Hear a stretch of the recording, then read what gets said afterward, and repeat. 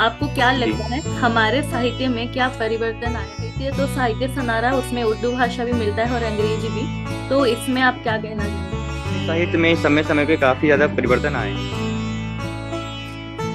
नमस्कार, स्वागत है जेटी टॉक्स। मैं हूँ जानवी, और आज हम बात करेंगे साहित्य से रिलेटेड। और कुछ ही समय में हमारे स्पेशल गेस्ट को हम इनवाइट करने जा रहे हैं। तो आज हमारे बीच मौजूद है हमारे शो के स्पेशल गेस्ट बिंदेश कुमार झा, जो कि मैकेनिकल इंजीनियरिंग पढ़ाई करते हैं और साहित्य और शिक्षा के लिए सामुदायिक पुस्तकालय के लिए अहम भूमिका निभाते हैं। नमस्कार आपका और बहुत स्वागत है। अ, नमस्कार जानवी जी, और सबसे पहले तो आपका बहुत बहुत धन्यवाद कि आपने मुझे इसके लिए इनवाइट किया। और धन्यवाद। जी, बहुत बहुत धन्यवाद। पहले तो महाशिवरात्रि की हार्दिक शुभकामनाएं। जी, आपको भी, और जो भी देख रहे हैं वो उन सभी को महाशिवरात्रि की हार्दिक शुभकामनाएं। जी, तो चलिए इसी के साथ हम स्टार्ट करते हैं हमारा पॉडकास्ट शो। तो पहला सवाल आपसे ये है, आपको क्या जी, लगता है हमारे साहित्य में क्या परिवर्तन आया है? हमारे साहित्य में समय समय पे काफी ज्यादा परिवर्तन आए हैं जो मैंने देखा है। स्टार्टिंग करें 19th सेंचुरी से लेके अभी तक में काफी परिवर्तन देखने को आए हैं। सबसे बड़ा परिवर्तन जो मैंने ध्यान दिया है और नोटिस किया है वो है शब्दों का। पहले साहित्य में ऐसा था कि अगर जो लेखक कवि तत्सम शब्दों का ज्यादा प्रयोग करते थे तो जी। ऐसा होता था, अगर कोई कविता, ऐसा भी था कि तद्भव शब्द का प्रयोग होता था, लेकिन वो ऐसा था कि अगर कविता तत्सम में है तो अधिक अधिक से अधिक जो शब्द होते थे वो तत्सम में ही होते थे।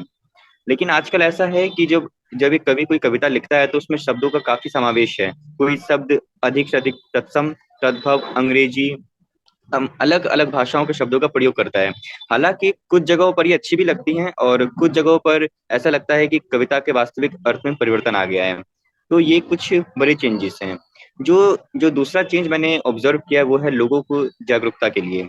पहले जो कविताएं होती थी उनका मुख्य उद्देश्य होता था लोगों को जागरूक करना।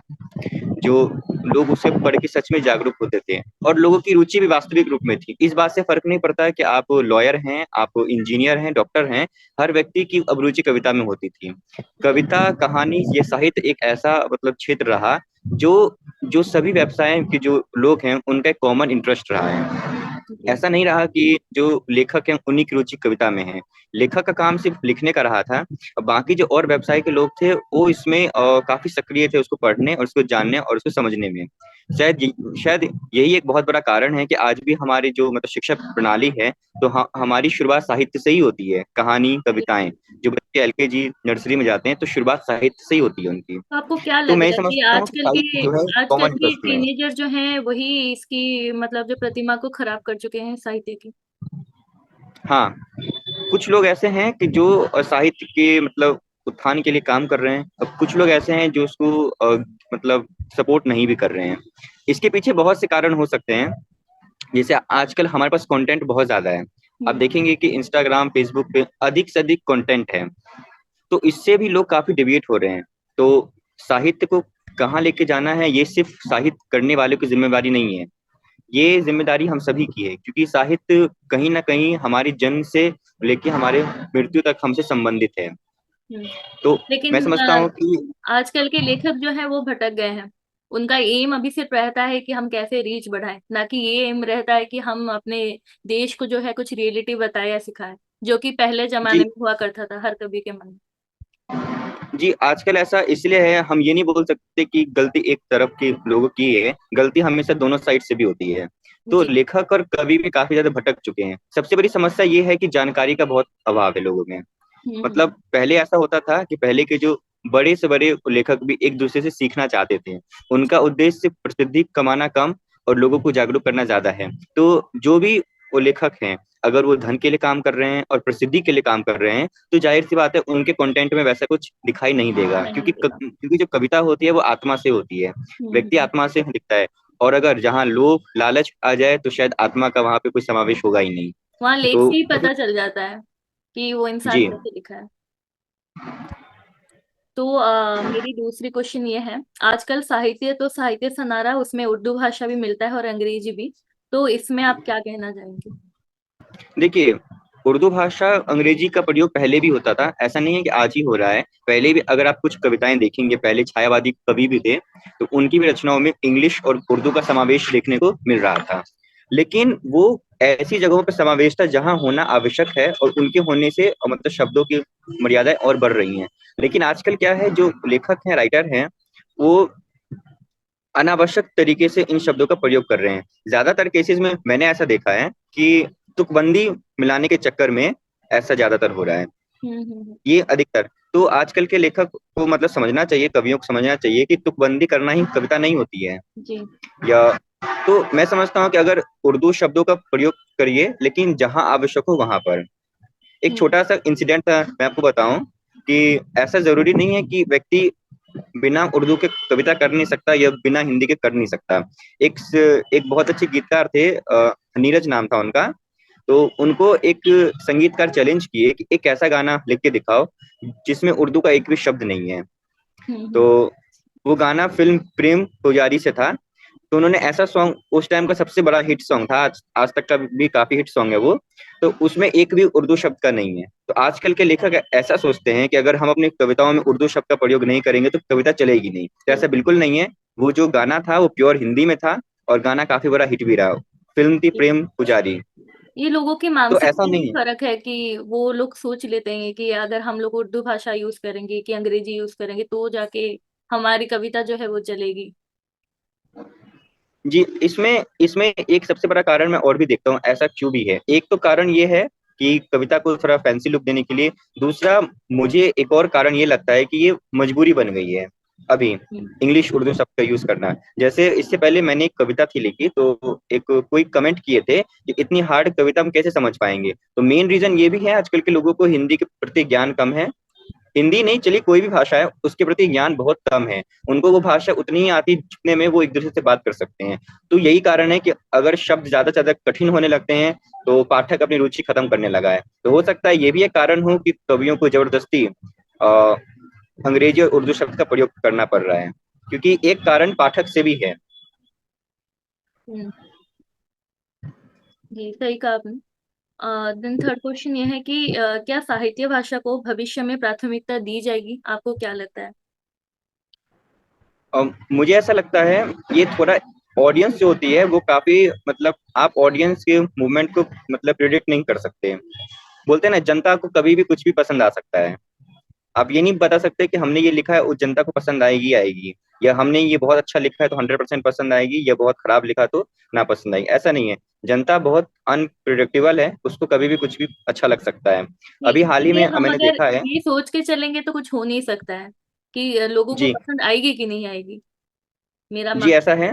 तो आजकल मैं देख रहा हूँ, जैसे कविताओं कहानी को लेकर थोड़ी जागरूकता आई है। और मुझे ऐसा लगता है कि जब जब देश की संस्कृति बचाने की बात आएगी, तब जरूर साहित्य को एक उच्च स्थान मिलेगा।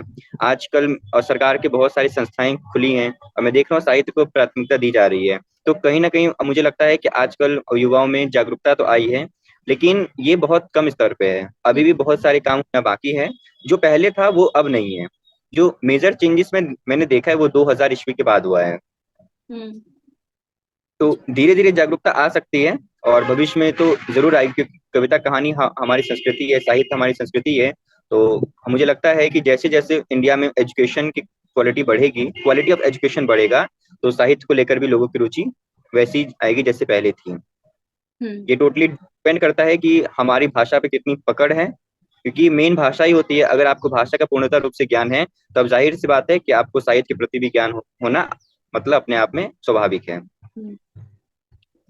देन मेरा लास्ट क्वेश्चन ये है आपसे कि हमारे पुराने साहित्य को किस प्रकार सहेज के रखा जा सकता है आने वाली पीढ़ी में?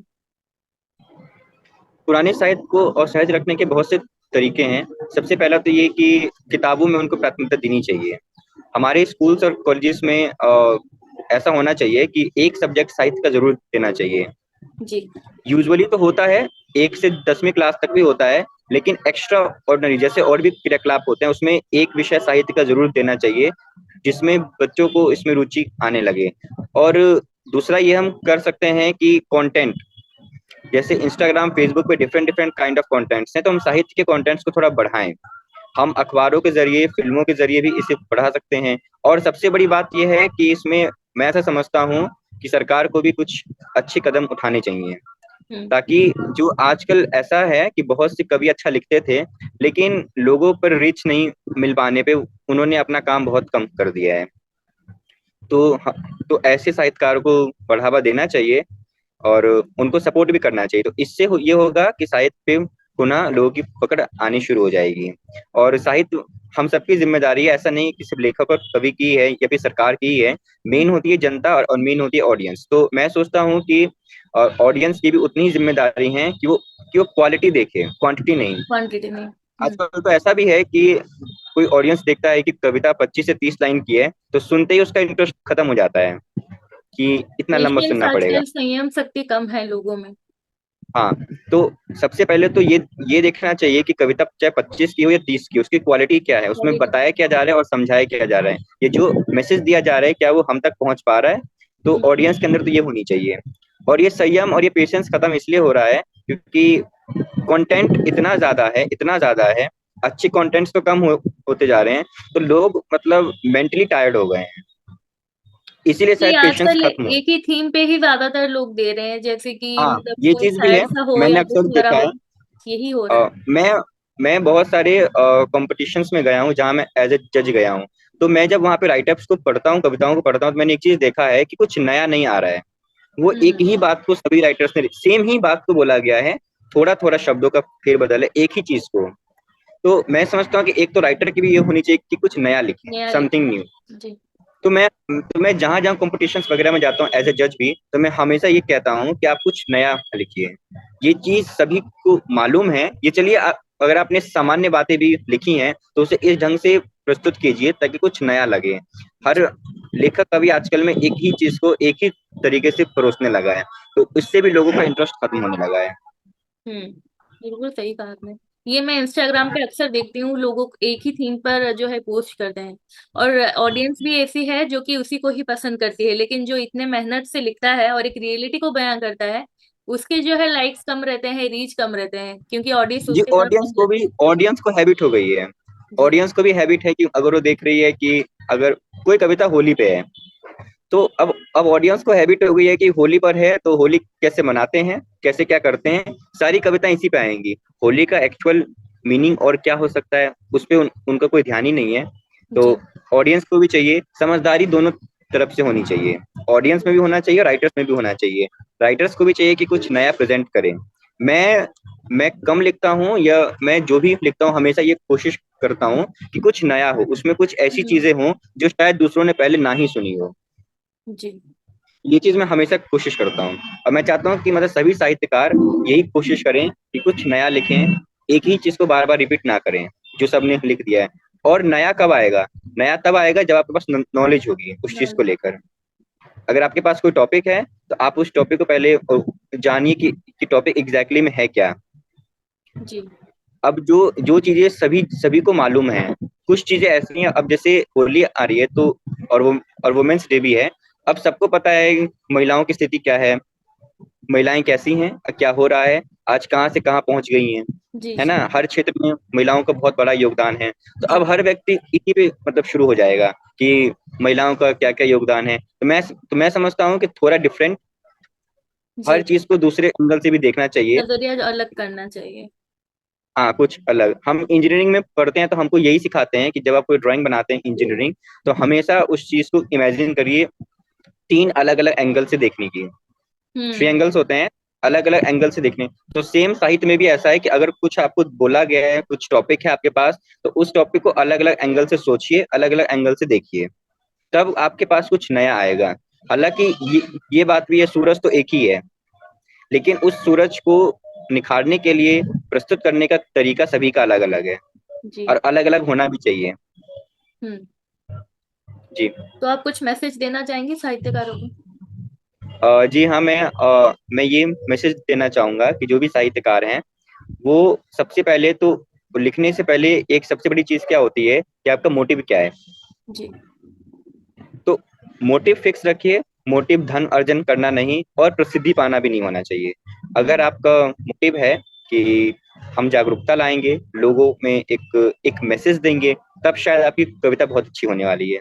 सबसे बड़ी बात तो ये है।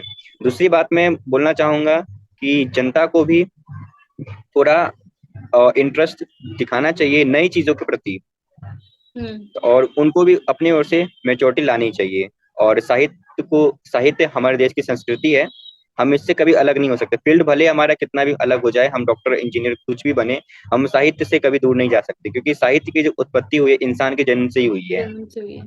तो जनता को भी चाहिए कि वो ऐसे साहित्यकार को सपोर्ट करें जो सच में अपने दिल से लिखते हैं और उनके कंटेंट में कुछ नया है।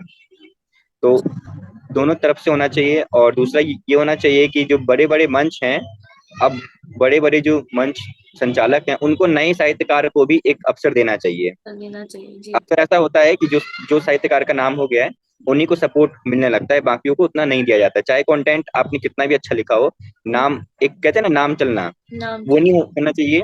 जनता के बीच में ये, जनता को भी ये होना चाहिए कि जनता को नाम से कम और क्वालिटी से ज्यादा फर्क पड़ना चाहिए। हम्म। और जो बड़े इंस्टीट्यूशन है उनको भी चाहिए कि वो नए साहित्यकार को भी अवसर दें और उन्हें सिखाएं, उन्हें प्रेरित करें। तो ये चीज भी होना चाहिए, तभी शायद साहित्य का अच्छा विस्तार हो सकता है। बिल्कुल सही कहा आपने, मैं सहमत हूँ आपसे। और तो यहीं पे समाप्त करते हैं पॉडकास्ट। उस पॉडकास्ट के रिगार्डिंग आप कुछ बोलना चाहेंगे लास्ट में? जी जी। पॉडकास्ट के रिगार्डिंग आप कुछ बोलना चाहेंगे? यहीं समाप्त करेंगे हम। जी, आपका मैं बहुत सारा पॉडकास्ट देखता हूँ और मुझे ऐसा लगता है कि आप आप मतलब इस पॉडकास्ट से, आपके पॉडकास्ट से कहीं ना कहीं लिटरेचर को काफी मोटिवेशन मिल रहा है। अलग अलग कंटेंट्स को भी मैंने आपका काफी पॉडकास्ट देखा हुआ है, तो मुझे काफी अच्छा लगता है कि आप जो काम कर रही हैं वो काफी अच्छा है। तो उसके लिए तो मैं आपको धन्यवाद करना चाहूंगा, चाहे मैं आऊं या और भी बहुत से राइटर्स हैं जो भी आते हैं। तो इससे हमें भी काफी मोटिवेशन मिलता है कि हम भी कुछ और अच्छा कर सकें। तो ये पॉडकास्ट एक सपोर्टिव सिस्टम है जो आप मतलब एक अच्छी सर्विस है लोगों के लिए जब प्रोवाइड करा रही हैं, तो जी, वो काफी अच्छी बात है। धन्यवाद आपका विंदेश जी। तो बहुत कुछ आपसे सीखने को मिला, जानने को मिला। तो आज का पॉडकास्ट यहीं खत्म करते हैं। मिलते हैं जी कुछ नए टॉपिक में नेक्स्ट टाइम। जी, बहुत बहुत धन्यवाद। जी, धन्यवाद। आज का पॉडकास्ट यहीं खत्म हुआ दोस्तों। मिलते हैं नेक्स्ट पॉडकास्ट में नए सदस्य के साथ और एक नई टॉपिक के साथ। अगर आपको ये पॉडकास्ट पसंद आया तो जरूर सब्सक्राइब करें मेरे चैनल को, शेयर करें। और अगर आप भी मेरे साथ जुड़ना चाहते हैं तो कमेंट सेक्शन पे कमेंट करें, या तो मेरे इंस्टाग्राम द अनटोल्ड इंक में जाके मैसेज कर सकते हैं। आपको क्या सीख मिली आज के शो से और आपकी क्या राय है, जरूर कमेंट सेक्शन में बताइए, हमें जानने की बहुत ही इच्छा है नेक्स्ट एपिसोड में। तब तक के लिए राधे राधे।